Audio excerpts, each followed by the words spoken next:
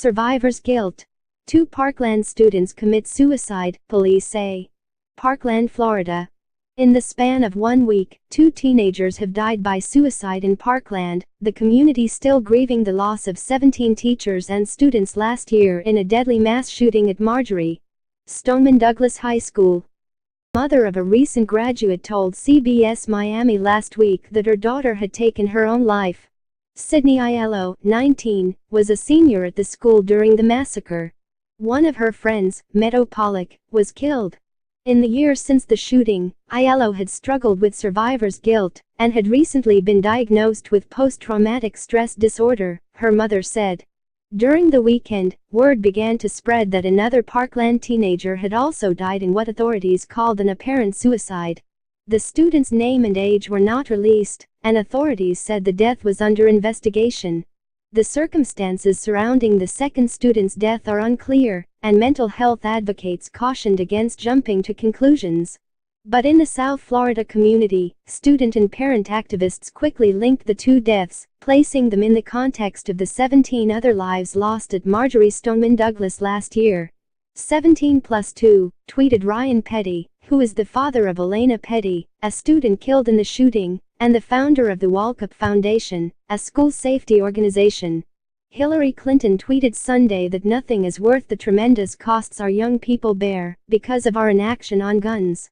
David Hogg, one of the student activists who rose to prominence in the wake of the Parkland shooting, called for officials to do more to prevent such deaths.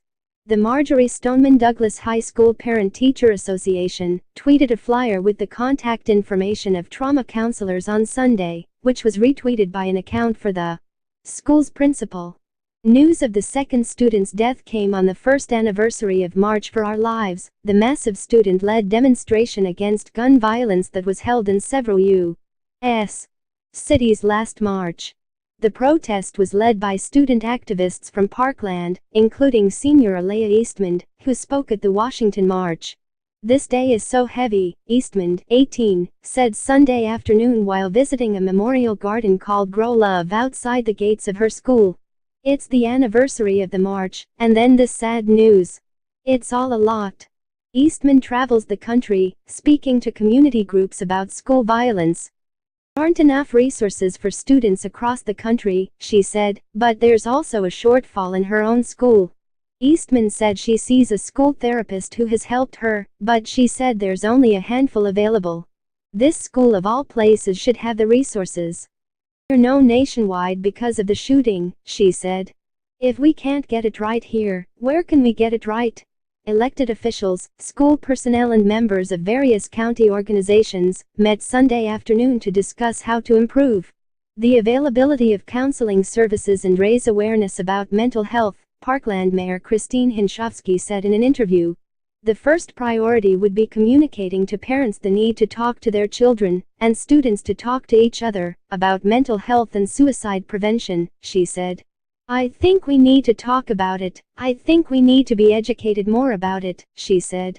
"Everybody deals with tragedy and trauma in their own way. People are doing better than us.